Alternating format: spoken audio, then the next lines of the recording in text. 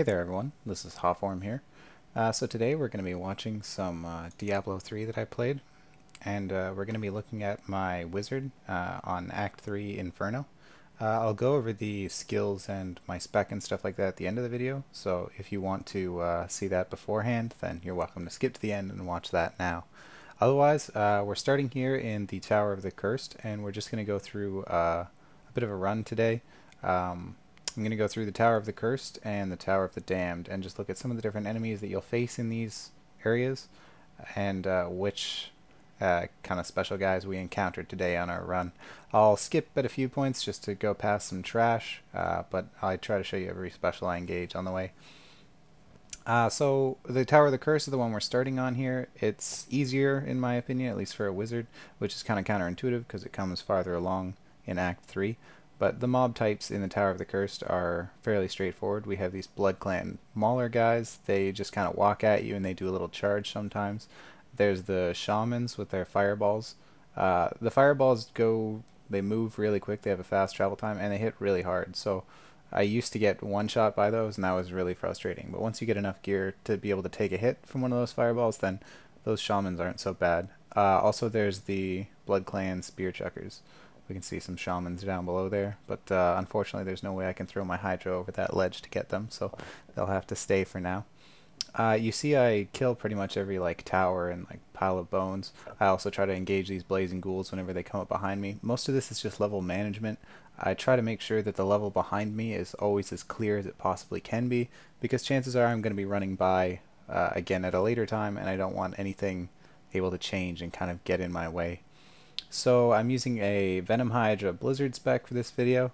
The Venom Hydra is the bulk of the damage. The Blizzard does a decent amount. It's area of effect damage and it holds them in place.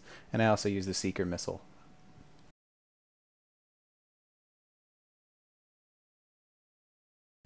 The Tower of the Damned has a bit more variety than the Tower of the Cursed in terms of enemy types. You can see a lot of the different enemies that you'll find throughout Act 3 just kind of randomly crop up there. It looks like we're engaging our first special enemy here though. It's an Arcane Enchanted Desecrator Extra Health Waller. So that can actually be a pretty tough combination. We're in kind of narrow straits here, and if they wall me in and they desecrate under me or arcane near me, then I'm gonna die. There's no way I can get away from that. I have my one blink. It's got a 15-second cooldown, so I'm just trying to avoid the walls for now as long as I can, and I'm kind of assuming that eventually they'll trap me, and then I have my one blink to get out, and then I just have to keep my distance until it comes back up. So okay, they trapped me there, I was stuck on a desecrate, and they were going to box me in, so I blink over. Okay, but now I'm going to keep a little farther away. I can't let them get too close or they're going to cast their walls, but if you're far enough away, you can outrange pretty much any effect in this game. So alright, my blink's coming back up now. I can get a little bit closer again, start doing some more damage. I find wallers are actually really nice for wizards because of the fact that you can blink over them, and because you can put your poison hydra on one side of the wall, it does a lot of damage while the enemies are stuck standing still on their own walls trying to get to you after you blinked over. So you can get quite a bit of damage done against wallers, and I don't know, it's not that bad. This can be one of the more troublesome versions of it just because they can trap you if you're not careful, and the Arcane Enchanted or the Desecrate won't proc your Illusionist, so that'll make it a lot harder for you because you're just going to die if you get trapped and you don't have your teleport up. The mob's getting really low at this point, so I'm just going to blink away, throw on my Magic Find gear real quick, make sure I can get the best loot here from our first stack, and finish off this last Blood Clan Mauler. So we'll check out the loot now, but if you're looking for a great loot video, I'll disappoint you at the start and ruin the surprise that I don't find anything spectacular on this run. So you can go elsewhere if you want to see fancy loot, but we'll just take a glance at it, and now we'll move forward into looking at our next elite.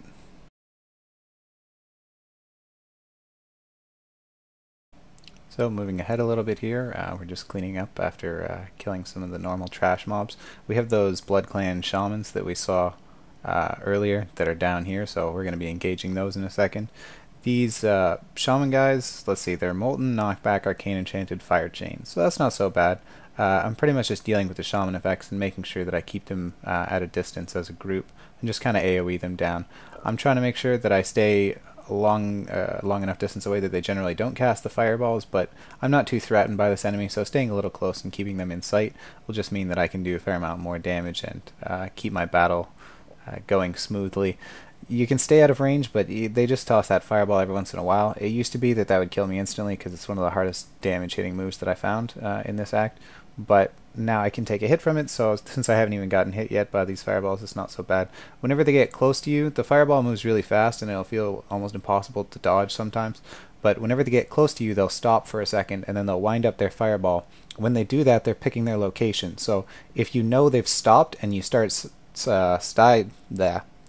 sidestepping, then you can dodge the fireball. But if you wait and you try to dodge it when it's in flight, it moves really quickly, so that's going to feel almost impossible most of the time. Just check out the loot we got here, nothing spectacular again, and then we'll move forward and take a glance at the next elite we face on our journey today.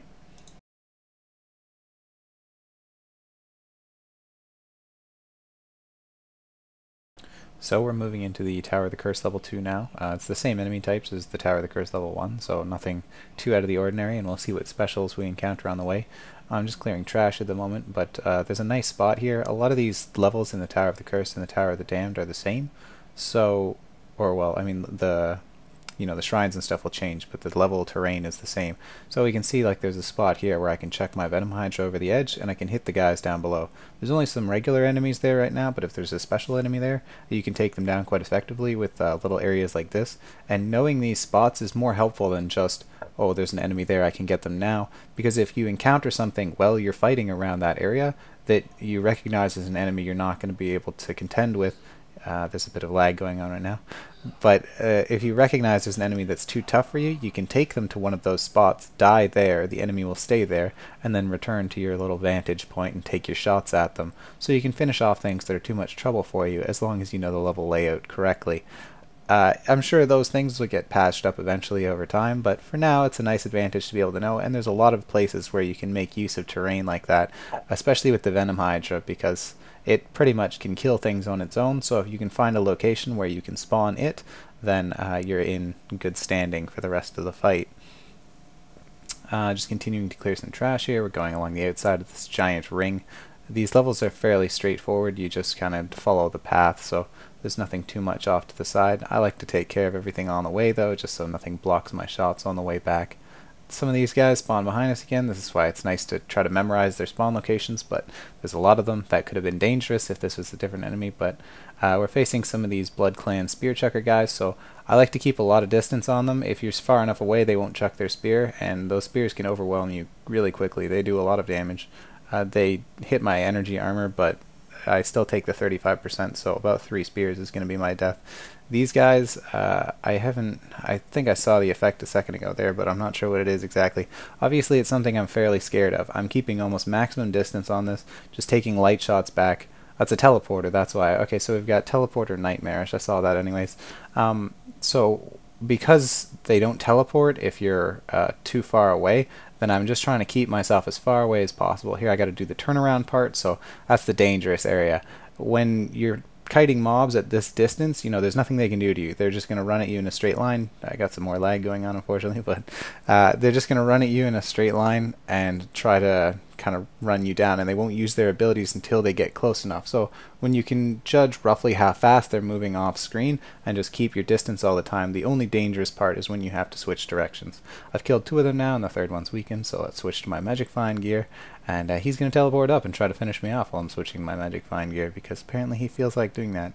So is Frozen and Arcane Enchanted as well. But you can see the Freeze and Arcane Enchanted didn't really play a role. I just outranged all the effects, including the teleport for the bulk of the battle, chucked Blizzards and Venom Hydra behind me, and I just moved at the speed that I knew the enemy was moving at, roughly. So I made sure that I was always kind of in range, able to hit them with my magic missile. And we're going to move forward and look at the next elite now. Okay, so we finished our clearing of the Tower of the Cursed, so now we're going to be on the Tower of the Damned. I find these enemy types can be much more difficult in the Tower of the Damned, and there's also a lot more variety. So I've spotted a special enemy off to the right near where I warped in on the waypoint, so I can tell already that I'm not going to have enough space if I just engage that special enemy straight up. So I'm not going to run headlong into the fight. I'm going to clear some of the back here because it's a complete circle all the way around on this level, so that I have somewhere to go once I engage that special enemy. Because although I'm not sure of his effects yet, I know the chances are I'm going to want more room. You always want more room, and generally the first special enemy on an enclosed level like this is going to be the hardest because you have nowhere to go. So if it turns out to be a teleporter or a vortex, you're going to have to keep a lot of distance that you don't have, and it's going to be almost impossible. Okay, so here we go. We've got Desecrator, Teleporter, Plagued, and I didn't get to see the last effect, Nightmarish. There we go. So the teleporter is going to be the main problem. These guys, they do like a battle cry, which buys you a lot of time sometimes. You feel like, oh, he's right next to me, he should be clubbing me, but then they'll do their little war cry. They have a fair amount of health compared to other special mobs, and they move at a decent speed, but with their battle cry and the fact that they're trying to put down Plagued, they're really not too threatening because they'll teleport beside me and then they're not actually going to take a swing. Sometimes, if I get hit with a charge up attack, one of their big swings, I'm dead instantly. So you have to make sure that you don't misstep any, but you can take a small swing and still be okay. So since I'm at full health, I feel fairly confident that I'm not going to die to these guys, and I just have been able to avoid getting hit. But yeah, see, that war cry is really helpful because they have huge damage if they actually hit you, but a lot of the time you're going to be able to get away when you feel like you should be dead. So finish them off now, see what we get. I got a rare ring, so I like seeing jewelry most of the time, but I don't think it's anything fantastic. But yeah, clearing the space was really helpful because, I mean, the fact that they were teleporter, I could have got swarmed really easily. I probably would have tried to back up onto the stairs if they had aggroed before I could clear, but I mean, there's not that much room there. So having this open ground that I provided for myself really made fighting that special enemy a lot easier. And now we're going to move ahead and look at what the next guy I fight is. So just skipping ahead a little bit here, clearing some more trash out. I got more of these fallen guys getting summoned by the shamans. These can be really annoying because those fallen guys will chunk you for a decent amount of HP, and if they get resurrected beside you, then they'll get a swing off almost guaranteed, so they can wear you down if you're not careful and finish off the shamans first. But it's just trash, so most of the time they're not that threatening. Okay, so we got some of these dog guys here. It looks like I aggroed a normal phase beast as well, so I'll just take care of him quickly. Anytime you have something that's not a special guy aggroed on you at the same time, you're dealing with them in a group, but your primary goal is to kill the things that are going to die the easiest. So I'm going to take care of that phase beast, and now I just have one enemy type to fight. And that's very important. You don't want to be dealing with more than one thing at a time if you can avoid it. So this is reflect damage. Reflect damage can be really annoying if you don't have enough life regen. I just kind of try to bounce between health globes and potions. I picked up that health globe there, but the mob also got a swing off on me, so I didn't really get much of a net gain. I haven't had to use a potion though, luckily, because I've saved a few health globes from earlier in the fight. So that's really helpful when you're able to backtrack and help yourself when you face an enemy like this. These guys aren't too bad. The dogs actually move pretty quickly. They move faster than you in just a straight running match, so they can hunt you down and swing at you if you're not careful. But these guys putting down their plague, I'm not too concerned. The only problem is the reflect damage will keep me low health, and often I'm kind of gambling with how much I can get away with. So if I get too low and then he takes a swing, I can die pretty quickly if I'm not careful. You can see the awkwardness of switching to Magic Vine gear almost let him finish me off despite the fact that there was only one left. So it's just something to consider that while you're fighting a reflect damage mob, if they don't feel threatening for a while, don't lull yourself into a false sense of security, because chances are you're balancing your health against how much damage you can do, and you're not preparing for the fact that they might get a swing off. So keep that in mind when you're fighting reflect damage enemies, but otherwise the dogs aren't too bad. They move kind of fast, and we'll see what I face next. Okay, so we're going to be heading down into the Tower of the Damned level 2 now, because I've cleared the top here. I didn't actually clear the full circle, but I don't know, I didn't really feel like clearing the other half since I had already gotten to the stairs, so I only had to clear half the level. There's probably a special enemy waiting over there for me, which would have been another chance at loot, but oh well, we'll move to the next part.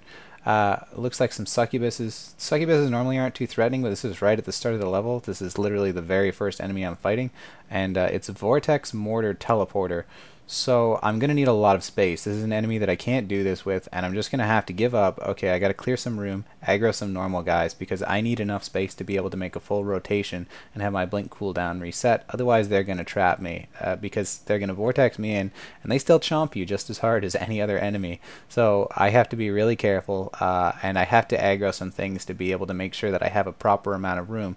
It might cost me a death, but right now I'm backed up onto the stairs, just kind of doing the dance of staying alive. My Poison Hydra actually gets a ton of damage done when they're in locations like this, but dodging all these effects is something I really don't want to deal with. I was just kind of waiting until I got clipped by something so that my blink teleport reset so I could blink over the stairs.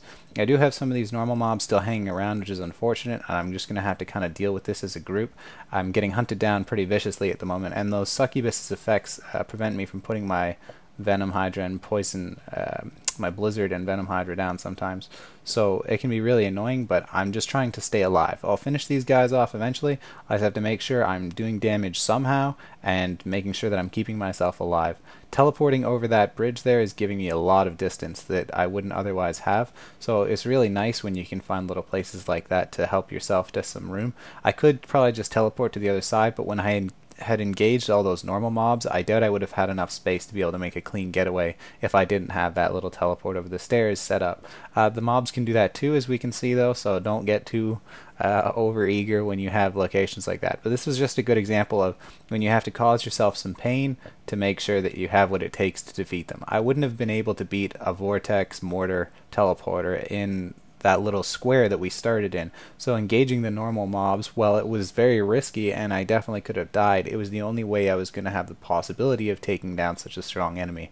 The succubuses, otherwise, I don't find them too threatening. This was a particularly rough combination, but for the most part, they do their little slow missile shot, which is kind of easy to dodge, and they generally don't engage you in melee combat.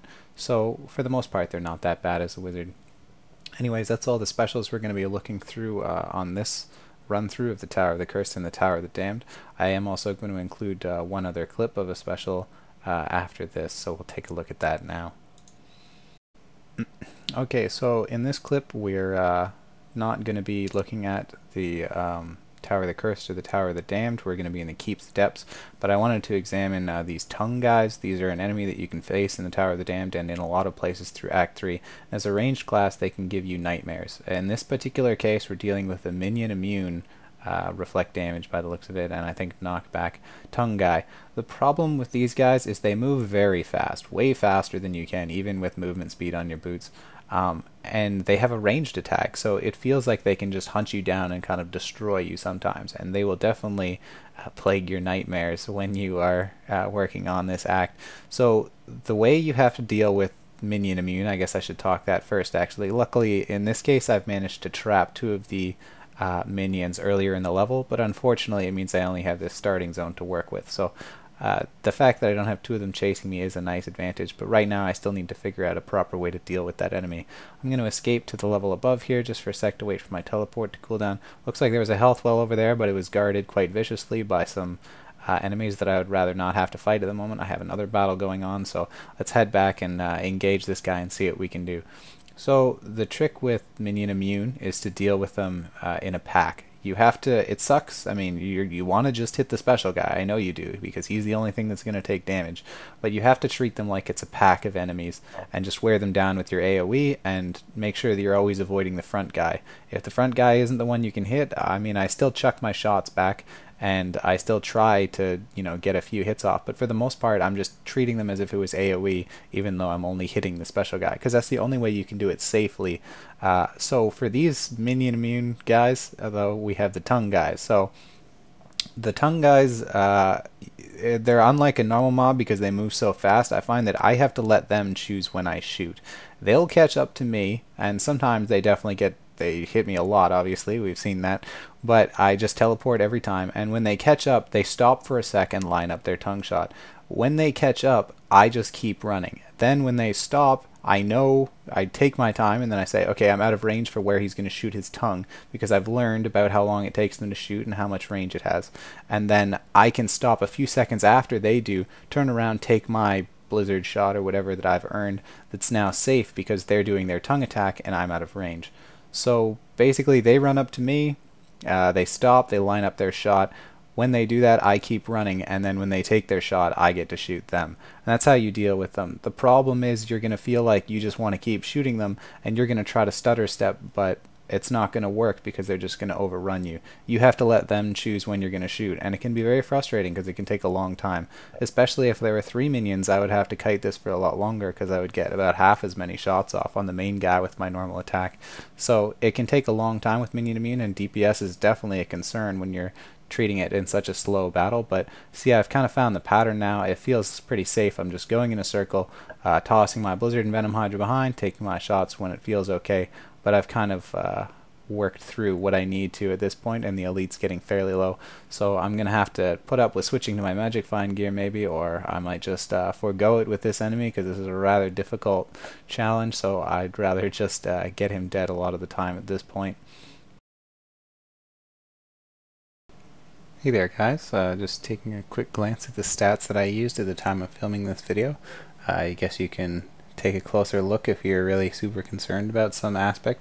It's important that you have enough all resistances, armor, and life to be able to take a hit from everything, because if you're getting one shot by things, that's not going to be fun. So you just kind of have to make that balance out. A lot of people like to look at the damage and they feel that that's really important. Honestly, I've killed some monsters when I'm accidentally wearing my Magic Find gear before with like 22,000 DPS. Most of it is just being able to counter the enemy's moves appropriately, and your damage is just going to mean that you kill them faster. Obviously killing them faster is nice, but it's not going to make your life a whole lot easier if you have twice as much damage. It's more that you just need to be able to take a hit, and once you have enough that you can take a hit consistently and stay alive, you can start worrying about killing the mobs faster. Anyways, now we'll just move into my spec and take a glance at what that is as well.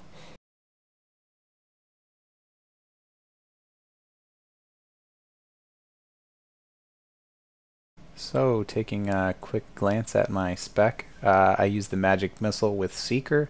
I really like that. The ability to have your basic attack Seek is incredibly useful. It goes around corners, goes over a lot of terrain that a normal attack isn't going to deal with. So I just really like it. It's kind of small DPS in terms of what you could get from like an electric orb or something, but the Magic Missile's utility I think far outweighs the damage component.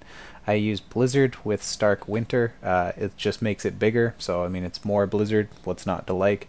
I use Hydra. The Venom Hydra does the most damage of pretty much anything, and it's really effective against enemies that are standing still, which generally are the larger enemies, so that's what I like to deal with. Magic Weapon, Force Weapon, that's just damage. I just use it for damage.